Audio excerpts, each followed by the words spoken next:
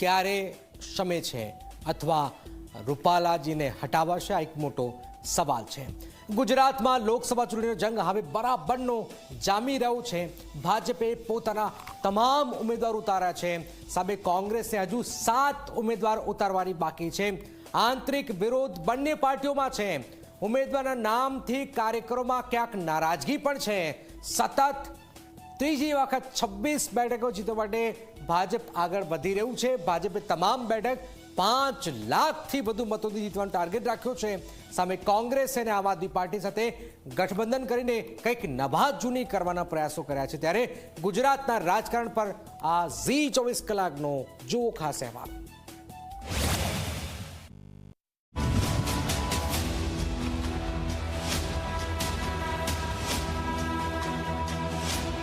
5 લાખથી વધુ મતથી જીતવાનો રેકોર્ડ રચી શકશે ભાજપ?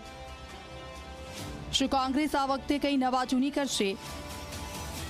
ભાજપ અને કોંગ્રેસમાં આંતરિક વિરોધ કેટલો નડશે? ભાજપ 26માંથી 26 જીતવાનો મારશે હેટ્રિક? કોંગ્રેસ 2009 જેવું કરશે પુનરાવર્તન?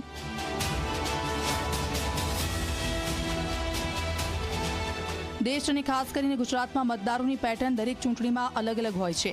તેનું ઉદાહરણ આપણે ગુજરાતમાં અનેક વખત જોયું છે। 2014 લોકસભા ચૂંટણીમાં ગુજરાતીઓએ ભાજપ તરફી મતદાનની આંધી લાવી દીધી અને 26માંથી 26 બેઠકો આપી, પરંતુ 2015ની સ્થાનિક સ્વરાજ્યની ચૂંટણીમાં મોટાભાગની જિલ્લા પંચાયત અને તાલુકા પંચાયત કોંગ્રેસે જીતી હતી। આ પેટર્ન પ્રમાણે કોંગ્રેસને વિધાનસભામાં 117 બેઠક મળી શકે તેમ હતી, પરંતુ કોંગ્રેસે 77થી સંતોષ માનવો પડ્યો। 2019માં ફરી લોકસભામાં ભાજપને 26માંથી 26 મળી, જ્યારે 2022ની વિધાનસભામાં ભાજપે 156 બેઠક જીતી રેકોર્ડ સર્જ્યો। આ વખતે ભાજપે 5 લાખથી વધારે લીડનો નિર્ધાર રાખ્યો છે। ગુજરાતમાં બે જ મુખ્ય ધારાના પક્ષ છે, ભાજપ અને કોંગ્રેસ। એ બંનેનો એક કમિટેડ વોટ શેર છે। એ ગમે તે થાય ચૂંટણીના દિવસે વોટ આપી આવવાનો છે। હું કોંગ્રેસનો છું કે હું ભાજપનો છું, વિચારધારાવાળા એ રીતે વોટિંગ થતી હોય છે। બાકી છેલ્લા દિવસની થોડી દોડાદોડી, સંગઠનની દોડાદોડી અને સમાજની દોડાદોડી, કે આ સમાજને ક્યારેક તાલુકા પંચાયતમાં સાચવ્યા છે તો વિધાનસભામાં અમને સાચવવાના છે, વિધાનસભામાં અમને સાચવ્યા તો લોકસભામાં અમને સાચવવાના છે। એ રીતે સામાજિક ગઠબંધનોની જે છેલ્લી ઘડીની રણનીતિ થતી હોય છે એ બહુ અસર કરતી હોય છે। આ વખતે ગુજરાતમાં કોંગ્રેસ ઘણી જ એક્ટિવ જોવા મળી રહી છે। ભાજપમાં જેટલો આંતરિક વિરોધ જોવા મળ્યો તેટલો વિરોધ કોંગ્રેસમાં નથી દેખાઈ રહ્યો। તો આમ આદમી પાર્ટી સાથે ગઠબંધન કરતા 26માંથી 4 બેઠક પર લડાયક જંગ જોવા મળી રહ્યો છે, જેમાં પાટણમાં કોંગ્રેસ અને આપના કુલ મત ગણીએ તો 6,364,483 થાય છે। ભાજપને 6,03,655 મત મળ્યા હતા, એટલે કે કોંગ્રેસ આપના ગઠબંધને ભાજપ કરતા 40,828 મત વધુ મળ્યા હતા।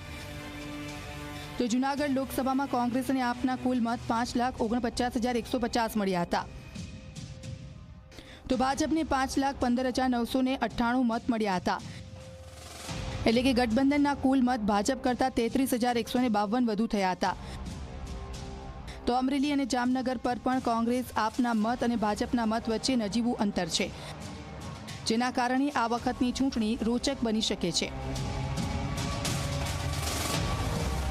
જે ભાજપને 2022ની અંદર 156 સીટ વિધાનસભાની અંદર હોય, બધી જિલ્લા પંચાયત હોય, એની પહેલાં એમને 19ની અંદર બધી લોકસભાની બેઠકો હોય, અને એ ભાજપને અત્યારે એમના ઉમેદવાર જ્યાં જાય ત્યાં એનું સામયું જુદી રીતે થઈ રહ્યું હોય। એટલે જે કાંઈ સમયગાળાની અંદર બદલાતી સમય હોય, પણ એટલું નિશ્ચિતપણે કહું કે 2024ની અંદર લોકસભાની અંદર કોંગ્રેસ પક્ષે આપેલા ઉમેદવારને વ્યાપક જનસમર્થન મળી રહ્યું છે, જનાશીર્વાદ મળી રહ્યા છે। પંચાયતથી લઈને પાર્લામેન્ટ સુધીનો વિવિધતાનો અનુભવ ધરાવતા ઉમેદવારો કોંગ્રેસે પસંદ કર્યા છે। ગુજરાતમાં આ વખતે ચૂંટણી ખૂબ જ રોચક લાગી રહી છે। ભાજપે આ વખતે પહેલી વખત પોતાના 2 ઉમેદવાર બદલવા પડ્યા, જોકે હજી પણ કેટલીક બેઠક પર ભાજપે વિરોધનો સામનો કરવો પડી રહ્યો છે। 5 લાખથી વધુ મતથી જીતના દાવા કરતી ભાજપે હાલ મંથન કરવાની જરૂર પડી રહી છે। તો સતત 2 ટર્મથી ખાતું ખોલવા માટે મતથી કોંગ્રેસ દિલ્હી પહોંચવા માટે એડી ચોટીનું જોર લગાવી રહી છે। ત્યારે જોવાનું એ રહેશે કે રેકોર્ડ રચાય છે કે પછી કોંગ્રેસ કંઈક નવું કરે છે।